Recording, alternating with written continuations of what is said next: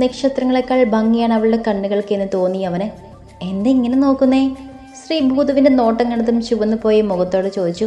വെറുതെ ഇങ്ങനെ നോക്കിയിരിക്കാൻ തോന്നുന്നു. ഭൂതു സ്ത്രീയുടെ കവളിൽ മെല്ലെ ഒന്ന് തഴുകി, പിന്നെ നെറ്റിയിലെന്ന് അമർത്തി ചുംബിച്ചുകൊണ്ട് അവളിൽ നിന്നും അകന്നു. എനിക്ക് തീരെ അനുസരണയില്ല. മനസ്സ് എന്ത് പറയുന്നുവോ അത് ശരീരം പ്രവർത്തിക്കും. ചിലപ്പോൾ ബുദ്ധി ചെയ്യരുത് എന്ന് പറഞ്ഞാലും കേൾക്കില്ല. ഭൂതു ചീരിയോടെ പറഞ്ഞു കേട്ട് ഒന്നും മനസ്സിലായില്ലെങ്കിലും ശ്രീ ഒന്ന് തല കുലുക്കി. അപ്പുറത്തെ അബിയുടെ കാര്യം എന്തായി കാണും ഭൂതു? ശ്രീ എന്തോ ആലോചിച്ചുകൊണ്ട് ചോദിച്ചു. എന്താകാൻ, പകൽ പുറത്തേക്ക് ഇറങ്ങാൻ പോലും പറ്റാത്ത നാണക്കേടായി. അവിടെ മുറിയിൽ തന്നെയാണ്. കൂടാതെ എൻ്റെ മയില് കൊടുത്ത വേദനയും. ഭൂതു പറഞ്ഞു കേട്ട് അവളൊന്ന് മൂടി. അനുഭവിക്കട്ടെ. ഒരു തെറ്റും ചെയ്യാത്ത എന്നെയും മനുവിനെയും കുറ്റക്കാരാക്കാൻ നോക്കിയില്ലേ? ശ്രീ പല്ല് കഴിച്ചുകൊണ്ട് പറഞ്ഞു. പിന്നെ ഭൂതുവിനെ ഒന്ന് നോക്കി. ആളെന്തോ ആലോചനയിലാണ്. ഭൂതു? ശ്രീ അവൻ്റെ അടുത്തേക്ക് നീങ്ങിയിരുന്നുകൊണ്ട് പതിയെ വിളിച്ചു. അവളുടെ മനസ്സ് കണ്ണാടി പോലെ മനസ്സിലാക്കുന്ന ഭൂതു നിറഞ്ഞ ചിരിയോടെ അവളുടെ വാക്കുകൾക്ക് കാതോർത്തു. അതില്ലേ, നമ്മളൊന്ന് പോയില്ലേ ആ പൂന്തോട്ടത്തിൽ? അവിടെ ഒന്ന് പോയാലോ? എനിക്കെന്തോ അവിടെ ഒന്നുകൂടെ കാണണമെന്ന് തോന്നുന്നു. ശ്രീ കൊഞ്ചലോടെ പറഞ്ഞു തീർത്തതും ശ്രീ ഭൂതുവിൻ്റെ കയ്യിലെത്തിയിരുന്നു. അവൾ അതിശയത്തിൽ കണ്ണ് വീശി നോക്കുമ്പോൾ ഭൂതു അവളെയും കൊണ്ട് പറന്നു തുടങ്ങി. ഭൂതു, നമുക്ക് പതുക്കെ പറക്കാം. എനിക്ക് ചുറ്റും ഒന്ന് കാണണം. അവൻ്റെ കഴുത്തിൽ കൈയിട്ടുകൊണ്ട് ശ്രീ പറഞ്ഞു കേട്ടതും ഭൂതു ഒന്ന് ചിരിച്ചുകൊണ്ട് സാവധാനം അവളുമായി പറക്കാൻ തുടങ്ങി. ആകാശത്ത് മേഘങ്ങൾക്കിടയിലൂടെ ഒഴുകി പോകുന്നത് പോലെയാണ് അവൾക്ക് തോന്നിയത്. ശ്രീ അവനെ അമർത്തി പിടിച്ചുകൊണ്ട് മുകളിലേക്ക് നോക്കി. കത്തിജ്വലിച്ചുകൊണ്ട് സൂര്യൻ നിൽക്കുന്നുണ്ട്. എങ്കിലും ഒരു തരിമ്പ് ചൂട് പോലും തനിക്ക് കേൾക്കുന്നില്ല എന്നവൾ ഒരു ചിരിയോടെ ഓർത്തു. അതിന് കാരണം തൻ്റെ ഭൂതുവാണെന്ന് അവൾക്കറിയാം. കുറെ നേരം പറന്നു കഴിഞ്ഞതും അവർ രണ്ടാളും പൂക്കൾ കൊണ്ട് സമൃദ്ധമായ ആ പൂന്തോട്ടത്തിൽ എത്തിച്ചേർന്നു. ചുറ്റും വിടർന്ന കണ്ണുകളോടെ നോക്കുന്ന സ്ത്രീയിൽ മാത്രമായിരുന്നു ഭൂതുവിൻ്റെ കണ്ണ്. അവളുടെ മുന്നിൽ മറ്റൊന്നിനും ഭംഗിയില്ലാത്തതുപോലെ തോന്നിയവന്. ഇത്തിരി തേൻ തരട്ടെ മയിലേ? തേൻ കൊടുക്കണതും അന്നത്തെ ഓർമ്മയിൽ ഭൂതു ഒരു കുസൃതിയോടെ ചോദിച്ചു. വേണ്ട ഭൂതു, അന്നുള്ള തേനെല്ലാം കുടിച്ചു മത്തു പിടിച്ചു. ഇന്ന് വേണ്ട. ശ്രീ നിരസിച്ചുകൊണ്ട് മുന്നോട്ട് നടന്നു. ആകാംക്ഷയുടെ ചുറ്റും നോക്കി. കൂടെ അവളുടെ ഭാവങ്ങൾ നോക്കി ഭൂതവും. ഭൂതുവിൻ്റെ കൂടെ നിൽക്കുമ്പോൾ വല്ലാത്തൊരു സന്തോഷം പോലെ. ചുറ്റുമുള്ള എല്ലാവരെയും മറന്നുകൊണ്ട് അവനിലേക്ക് മാത്രം ഒതുങ്ങാൻ വല്ലാത്തൊരു വെപ്രാളമാണ് മനസ്സിന്. രാത്രി ഭൂതവുമായുള്ള കറക്കവും മനുവിനോടൊപ്പമുള്ള അടിപിടിയും കഴിഞ്ഞ ക്ഷീണത്തോടെ ബെഡിലേക്ക് വീഴുമ്പോൾ അവൾ ആലോചിച്ചു. എപ്പോഴോ കണ്ണുകൾ അടഞ്ഞു പോകുമ്പോൾ അതിൽ നിറഞ്ഞത് എല്ലാം ഭൂതുവിൻ്റെ ഓർമ്മകളായിരുന്നു. മുഖത്ത് ശക്തമായി വെള്ളം വീണപ്പോഴാണ് ശ്രീ ഞരങ്ങിക്കൊണ്ട് കണ്ണു തുറന്നത്. കൺമുന്നിൽ എന്താണ് നടക്കുന്നതെന്നും വ്യക്തമാകാതെ അവൾ കണ്ണുകൾ ഒന്നുകൂടെ അടച്ചു തുറന്നു. താൻ ഏതോ ഒരു വണ്ടിയിലാണ്, തൻ്റെ കൈയും കാലും കെട്ടിയിട്ടിരിക്കുന്ന രൂപത്തിലാണെന്നും ഓർക്കെ ശ്രീ നന്നായി ഒന്ന് നടുങ്ങി. അവൾ വെപ്രാളത്തോടെ ഒന്ന് ചുറ്റുനോക്കി. തൻ്റെ അടുത്ത് തന്നെ അതേ അവസ്ഥയിലിരിക്കുന്ന മനുവിനെ കൂടെ കണ്ടതും ശ്രീ ഞെട്ടി മുന്നിലേക്ക് നോക്കി. അവിടെ തങ്ങളെ നോക്കി ഒരു ചിരിയോടെ ഇരിക്കുന്ന അബിയെ കണ്ടതും അവളുടെ കണ്ണൊന്ന് കുറുകി. ജെറിയാണ് ഡ്രൈവ് ചെയ്യുന്നത്. അതിൻ്റെ അടുത്ത് അബി കയ്യിൽ ഒരു ബോട്ടിലും പിടിച്ചുകൊണ്ടിരിക്കുകയാണ്. അതിലുള്ള വെള്ളമാണ് തങ്ങളുടെ മുഖത്ത് ഒഴിച്ചതെന്ന് മനസ്സിലായി അവൾക്ക്. വാ തുറന്ന അവരൊന്ന് സംസാരിക്കാൻ പോലും പറ്റാത്ത അവസ്ഥയാണ്. കാരണം വായിൽ പ്ലാസ്റ്റർ ഒട്ടിച്ച് വെച്ചിട്ടുണ്ട്. കയ്യോ കാലോ ഒന്ന് അനക്കാൻ പോലും അവൾക്ക് പറ്റിയില്ല. കണ്ണുകൾ കൊണ്ട് ദയനീയമായി മനുവിനെ നോക്കുമ്പോൾ അവൻ്റെ അവസ്ഥയും അതുപോലെ തന്നെയാണ് എന്ന് കണ്ട് സ്ത്രീ ഒരു ദീർഘശ്വാസം എടുത്തു. എൻ്റെ ഈ നീക്കം നിങ്ങൾ രണ്ടുപേരും വിചാരിച്ചിരുന്നില്ല അല്ലേ? ഞങ്ങളുടെ ഈ അവസ്ഥയ്ക്ക് കാരണക്കാരെയാ നിങ്ങളങ്ങനെ വെറുതെ വിടാൻ ഞാൻ അത്ര നല്ലവരൊന്നുമല്ലല്ലോ. അതുകൊണ്ട് നിങ്ങൾക്കുള്ള മറുപടി തരാൻ വേണ്ടിയിട്ടാണ് ഈ യാത്ര. അബിയുടെ മുഖം ക്രൂരമായി ഒന്ന് തിളങ്ങി. അതുകൊണ്ട് സ്ത്രീയിലും മനുവിലും ഒരു നടുക്കമുണ്ടായെങ്കിലും അവരുടെ മുഖത്ത് വരാതിരിക്കാൻ പരമാവധി ശ്രമിച്ചു. നിന്നെ കെട്ടി ഇവൻ്റെ കൂടെ സന്തോഷമായിട്ട് ജീവിക്കാമെന്ന് വിചാരിച്ചപ്പോൾ നിങ്ങൾ രണ്ടുപേരും അത് മുടക്കി. അപ്പോൾ പിന്നെ എനിക്ക് എങ്ങനെയെങ്കിലും നിന്നോട് പ്രതികാരം ചെയ്യണ്ടേ? അബി അവരെ നോക്കി കണ്ണുകൾ ചിമ്മി എന്ന് ചിരിച്ചു.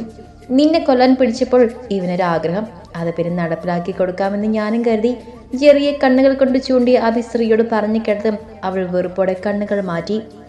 നിന്നെ ഇവനൊന്ന് നന്നായി രുചിക്കണമെന്ന്. അപ്പം പിന്നെ ഞാൻ ഓക്കെ പറഞ്ഞു. അബി ജെറിയുടെ പുറത്ത് തട്ടി ചിരിയോടെ പറഞ്ഞു തീർന്നതും മുന്നിൽ നിന്നൊരു ചരക്ക് ലോറി ഇടിച്ച് ആ കാർ സൈഡിലായുള്ള കൊക്കയിലേക്ക് മറിഞ്ഞു. ജെറിയുടെയും അബിയുടെയും മലർച്ച മാത്രം ഉയർന്നു കേട്ടു. ഒന്ന് നിലവിളിക്കാൻ പോലും ആകാതെ ഉള്ളിൽ അലമുറയിട്ട് കരഞ്ഞു മനുവും ശ്രീയും. മനുവിൻ്റെ കണ്ണുകൾ അടഞ്ഞു പോകുമ്പോഴും അവൻ വെപ്രാളത്തോടെ സ്ത്രീയെ നോക്കി. കാറിൽ നിന്നും തെറിച്ചു പോകുന്ന അവളുടെ തലയിൽ നിന്നും മൂക്കിൽ നിന്നും ചോര ഒഴുകുന്നുണ്ട്. ആ കാഴ്ച കണ്ടു തന്നെ മനുവിൻ്റെ കണ്ണുകൾ അടഞ്ഞുപോയി. മനു ഒരു ഞരക്കത്തോടെ കണ്ണുകൾ ചിമ്മി തുറന്നു. അടുത്ത് കണ്ണുകൾ അടച്ചുകൊണ്ട് കിടക്കുന്ന സ്ത്രീയെ കണ്ടതും അവൻ വെപ്രാളത്തോടെ അവളുടെ അടുത്തേക്ക് നിരങ്ങിപ്പോയി. ശ്രീ, മോളെ കണ്ണ് തുറക്കടാ, നിന്റെ മനുവാ വിളിക്കുന്നത്. കണ്ണ് തുറക്ക് ശ്രീ. മനുവിൻ്റെ കണ്ണിൽ നിന്നും കണ്ണുനീർ ഒഴുകി അവളുടെ മുഖത്ത് വീണു. അടുത്ത് എന്തോ ഞരക്കം കേട്ട് മനു സംശയത്തോടെ അവിടേക്ക് നോക്കി. പൊട്ടിപ്പൊളിഞ്ഞ കാറും അതിനകത്ത് എഴുന്നേൽക്കാൻ പോലും പറ്റാതെ കിടക്കുന്ന അഭിയേയും ചെറിയേയും നോക്കി മനു പല്ല് കടിച്ചു. ശ്രീ, മോളെ. മനു ഒഴുകുന്ന കണ്ണുനീർ തുളച്ചുകൊണ്ട് അവളെ വിളിക്കാൻ തുടങ്ങി. അവൾ കനക്കമൊന്നുമില്ലെന്ന് കണ്ടവൻ അവളെ നെഞ്ചിൽ അടക്കി പിടിച്ചുകൊണ്ട് ചങ്ക് പൊട്ടുന്ന രീതിയിൽ ഉറക്കെ കരഞ്ഞു. ആരുടെ സ്പർശം തോളിലേറ്റപ്പോഴാണ് മനു കണ്ണുകൾ തുറക്കുന്നത്. മുന്നിൽ നിൽക്കുന്ന ഭൂതുവിനെ കണ്ടതും മനുവിൻ്റെ കണ്ണുകൾ തിളങ്ങി. ഭൂതു, നമ്മുടെ ശ്രീ. അവളെ വിളിക്കേ. അവൾക്കൊന്നും പറ്റരുത്. ഇനി എന്തെങ്കിലും പറ്റിയാൽ അവളുടെ കൂടെ എന്നെയും കൊന്നേക്ക്. അവളില്ലാതെ എനിക്ക് പറ്റില്ല. മനു കരഞ്ഞുകൊണ്ട് ഭൂതുവിനെ കെട്ടിപ്പിടിച്ചു. അത് കേട്ടൊന്ന് ചിരിച്ചുകൊണ്ട് ഭൂതു മനുവിനെ തന്നിൽ നിന്ന് നീക്കി നിർത്തി. പിന്നെ താഴെ കിടക്കുന്ന സ്ത്രീ കൈകളിൽ കോരിയെടുത്തു. മയിലേ, എഴുന്നേൽക്കുന്നില്ലേ? ഭൂതു അവളുടെ ചെവിയിലൊന്ന് ഉമ്മ വെച്ചുകൊണ്ട് പറഞ്ഞു കേട്ടതും അവൾ നിന്നിറങ്ങി. അത് കണ്ടതും മനു സന്തോഷത്തോടെ അവിടെ അടുത്തേക്ക് വന്നു. എൻ്റെ ശ്രീ, മോളെ. മോനെ ശ്രീയുടെ കവിളിൽ തട്ടിക്കൊണ്ട് വിളിച്ചത് കേട്ടതും ഭൂതു അവൻ്റെ കൈകൾ മാറ്റിയൊന്ന് ചീറി. ഹോ, ഇപ്പോഴവൻ്റെ ഒരു. മനു അത് കണ്ട് പല്ല് കഴിച്ചുകൊണ്ട് ശ്രീയിൽ നിന്നും കൈകളെടുത്തു. മയിലേ. ഭൂതു അവളുടെ മുഖത്തൊന്ന് ഊതി. ഭൂതു. ആലസ്യത്തോടെ സ്ത്രീയുടെ ചുണ്ടുകൾ മൊഴിഞ്ഞു. പോവണ്ടേ നമുക്ക്? സ്ത്രീയുടെ ചെവിയിൽ ചുംബിച്ചുകൊണ്ട് ഭൂതു ചോദിച്ചു കേട്ടതും മനുവിൻ്റെ കണ്ണൊന്ന് മെഴിഞ്ഞു. ഭൂതു, എനിക്കൊട്ടും വയ്യ. ദേഹമൊക്കെ ഭയങ്കര വേദന.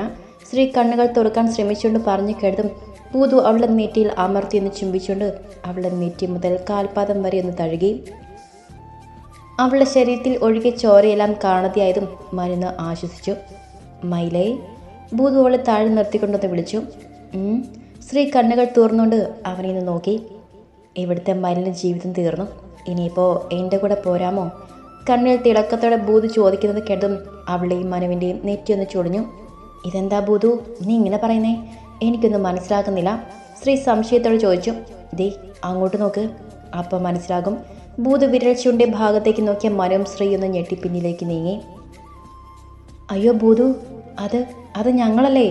പിന്നെ ഇവിടെ നിൽക്കുന്ന ഞങ്ങളാരാ? കുറിച്ചു മാറി കണ്ണുകളടച്ച് കിടക്കുന്ന മനുവിനെയും സ്ത്രീയും നോക്കി സംശയത്തോടെ സ്ത്രീ ചോദിച്ചു. നമ്മൾ മരിച്ചുപോയി ശ്രീ. നിനക്കിത് കണ്ടിട്ട് മനസ്സിലായില്ലേ? അവിടെ കിടക്കുന്നത് നമ്മുടെ ശരീരവും ഇവിടെ നിൽക്കുന്നത് നമ്മുടെ ആത്മാവുമാണ് ശ്രീ. മനു കരച്ചിലോടെ അവളെ കെട്ടിപ്പിടിച്ചുകൊണ്ട് പറഞ്ഞു കേട്ടും അവൾ ഞെട്ടിക്കൊണ്ട് ഭൂതുവിനെ നോക്കി. അവനാണെങ്കിൽ സ്ത്രീയെ തന്നെ നോക്കി നിൽക്കുവാണ്. ഭൂതു, സ്ത്രീ ദയനീയമായി വിളിച്ചു. മയിലിന് എൻ്റെ കൂടെ വരാൻ ഇഷ്ടമില്ലെന്നുണ്ടോ? ഭൂതു മനുവിനെ അവളുടെ അടുത്ത് നീക്കി നിർത്തിക്കൊണ്ട് ചോദിച്ചു. അങ്ങനെയല്ല ഭൂതു, എൻ്റെ മനു, അച്ഛൻ, അമ്മ അവരൊക്കെ. സ്ത്രീക്ക് കരച്ചിൽ വന്നു. ഇതുപോലെയൊന്നും താൻ കരുതിയിരുന്നില്ല. അതിന് മയിലിൻ്റെ കൂടെ മനുവും ഉണ്ടാകും. ഭൂതു പറഞ്ഞു കേട്ടതും അവൾക്ക് സന്തോഷം തോന്നി, കൂടെ മനുവിനും. അപ്പോൾ ഞങ്ങളുടെ വീട്ടുകാരോ? സ്ത്രീക്ക് സംശയം തോന്നി.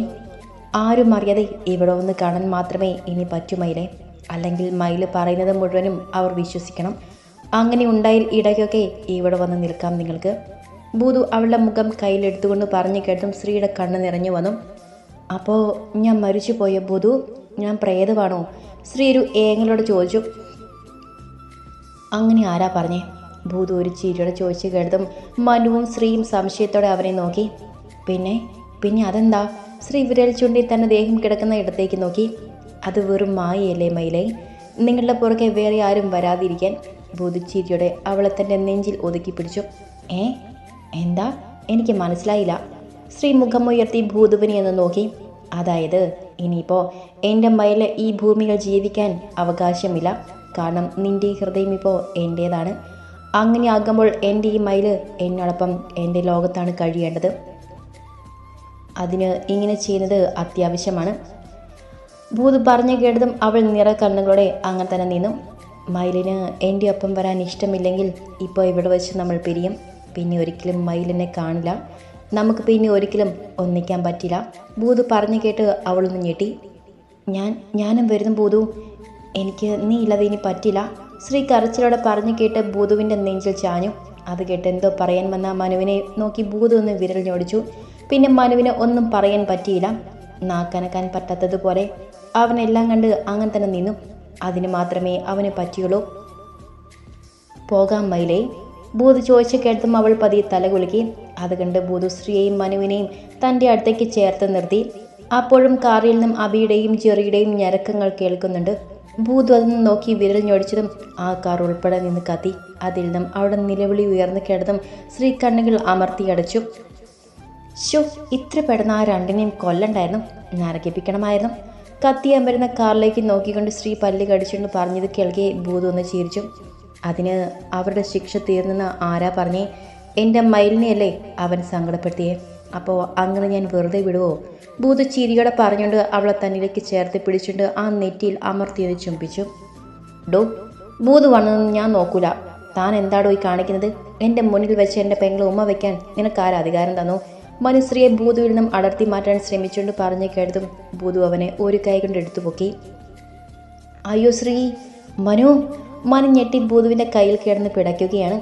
ശ്രീ അത് കണ്ട് ഞെട്ടി ഭൂതുവിനെ നോക്കി. അയ്യോ ഭൂതു, വിട്, അവൻ പാവമല്ലേ. ശ്രീ ഭൂതുവിനോട് പറഞ്ഞു കേട്ടതും മനുവിനെ താഴെ നിർത്തിക്കൊണ്ട് അവനെ നോക്കി കണ്ണുരുട്ടി. ഇതെന്താടി?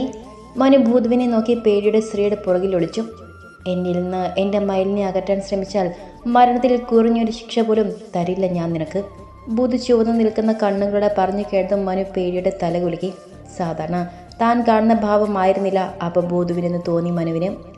വേണ്ട ഭൂതു, നീ മനുവിനെ ഇങ്ങനെ പേടിപ്പിക്കാതെ, ശ്രീ ഭൂതുവിനോട് ചേർന്ന് നിന്നുകൊണ്ട് പറഞ്ഞു കേട്ടതും ഭൂതു ചിരിയോടെ അവളുടെ മുഖത്തേക്ക് നോക്കി.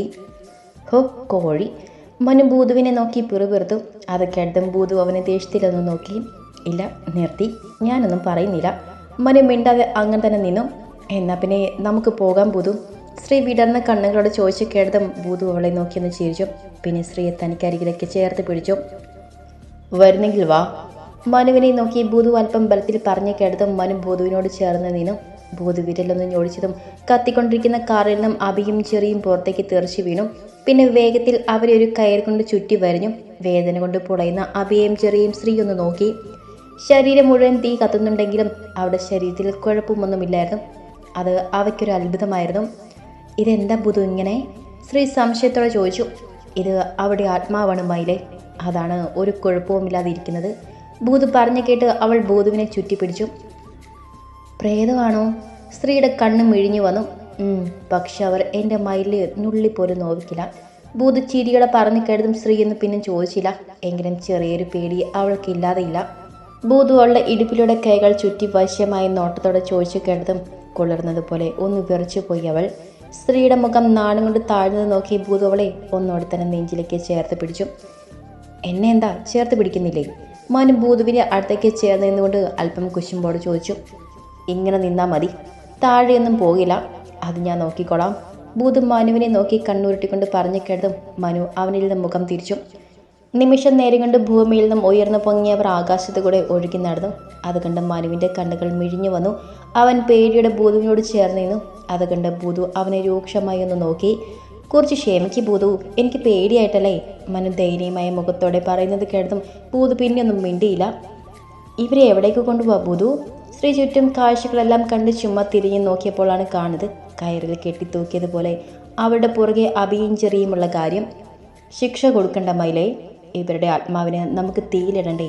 ഭൂതു കുസൃതിയോട് ചോദിച്ചു കേട്ടതും അവൾ കണ്ണു മിഴിച്ചു. ആ ബെസ്റ്റ് ഡി, നീ മറന്നുപോയോ ഇവരെ തീയിലിട്ട് കൊല്ലണമെന്ന് നീ പറഞ്ഞത്? പിന്നെ ചത്താലും ഇവിടെ ആത്മാവിനെ തീയിലിടണമെന്ന് പറഞ്ഞില്ലേ? നിന്റെ ആഗ്രഹം സാധിച്ചു തരുന്നതായിരിക്കും. മനു പല്ല് കടിച്ചുകൊണ്ട് പറഞ്ഞത് കേൾക്കെ ശ്രീ ആണോ എന്ന അർത്ഥത്തിൽ ഭൂതുവിനെ നോക്കി. അത് കണ്ട് അവൻ കണ്ണൊന്ന് ചിമ്മി കാണിച്ചു. ഒരു ദീർഘശ്വാസം എടുത്തുകൊണ്ട് ശ്രീ ചുറ്റും നോക്കിക്കൊണ്ട് നിന്നു. മേഘങ്ങൾക്കിടയിൽ സ്വർണ്ണം കൊണ്ട് തീർത്ത ഒരു കവാടം കണ്ടതും സ്ത്രീയുടെയും മനുവിൻ്റെയും കണ്ണുകൾ അത്ഭുതത്തോടെ അതിലേക്ക് നോക്കി. അപ്സരസുകളെ പോലെ അണിനിരന്ന് നിൽക്കുന്ന ഒട്ടനവധി പെൺകുട്ടികളെ കണ്ടപ്പോൾ സ്ത്രീയുടെ മുഖം ഒന്നും വാങ്ങി. അവളുടെ കൈ ഭൂതുവിൽ കൂടുതൽ അമർന്നു. തന്നെക്കാൾ ഇവരൊക്കെ ഭംഗിയുണ്ടോ? അതായിരുന്നു സ്ത്രീയുടെ മനസ്സിൽ. എൻ്റെ മയിലിൻ്റെ അത്രയും ഭംഗിയുള്ള ആരും ഈ ലോകത്തില്ലല്ലോ പെണ്ണെ. അവളുടെ കാതിൽ മെല്ലെ ഭൂതു മൊഴിഞ്ഞു കേട്ടതും സ്ത്രീ വിടർന്ന കണ്ണുകളോടെ അവനെ മുഖം ഉയർത്തി നോക്കി. അവളുടെ വിടർന്നു നിൽക്കുന്ന കണ്ണിൽ ഒന്ന് നോക്കി ഭൂതു വശ്യമായി ഒന്ന് ചിരിച്ചു. ഇതെല്ലാം എന്താ ഭൂതു? ചുറ്റും നിൽക്കുന്ന എല്ലാവരും പൂക്കൾ വാരി എറിഞ്ഞുകൊണ്ട് നെഞ്ചിൽ കൈവച്ച് അവളെ വണങ്ങുന്നത് കണ്ട് സ്ത്രീ സംശയത്തോടെ ചോദിച്ചു. അവരുടെ രാജ്ഞിക്കുള്ള അവരുടെ ആദരവാണ് മയിലെ ഇത്. ഭൂതു അവളെ കവിളിലൊന്ന് തഴുകി. എനിക്കോ? സ്ത്രീ ചുറ്റും നോക്കിക്കൊണ്ട് ആകാംക്ഷയോടെ ചോദിച്ചു. അതിന് മറുപടിയായി ഭൂതു ഒന്ന് കണ്ണ് ചിമ്മി കാണിച്ചു. ഞങ്ങളുടെ രാജ്ഞിക്ക് ഭൂതലോകത്തേക്ക് സ്വാഗതം. ചുറ്റും നോക്കിക്കൊണ്ട് നിൽക്കുമ്പോഴാണ് സുന്ദരിയായ ഒരു പെൺകുട്ടി അവളുടെ കഴുത്തിൽ സ്വർണ്ണ നിറമാർന്ന താമരപ്പൂക്കൾ കൊണ്ടുണ്ടാക്കിയ മാല അണിയിച്ചു കൊടുത്തത്. അത് നോക്കിയൊന്ന് ചിരിച്ചുകൊണ്ട് ഭൂതു തന്നിൽ നിന്നും ശ്രീയെ ഇറക്കി നിർത്തി. അയ്യോ ഭൂതു, ഞാൻ താഴെ വീഴും. അവൾ പേടിയുടെ ഭൂതുവിൻ്റെ കഴുത്തിൽ കൈയിട്ട് പിടിച്ചുകൊണ്ട് പറഞ്ഞത് കേൾക്കെ അവനൊന്ന് ചിരിച്ചു. അതിന് എൻ്റെ മയിൽ താഴെ വീഴുമെന്ന് ആരാ പറഞ്ഞേ? തീ നോക്കേ, ഇവിടെ എല്ലാവരെയും പോലെ എൻ്റെ മയിലും നടക്കാം. ഭൂതുവുള്ള കാലിൽ നോക്കി പറഞ്ഞു കേട്ടതും അതേ ഇഷ്ടത്തിൽ ശ്രീ താഴേക്ക് നോക്കി. ശരിയാണ്, ഭൂമിയിലെ പോലെ തൻ്റെ കാല് അവിടെ നിന്നും താഴേക്ക് പോകാതെ ഉറച്ചു നിൽക്കുകയാണ്. അത് കണ്ട് അവൾ സന്തോഷത്തോടെ മനുവിനെ നോക്കി.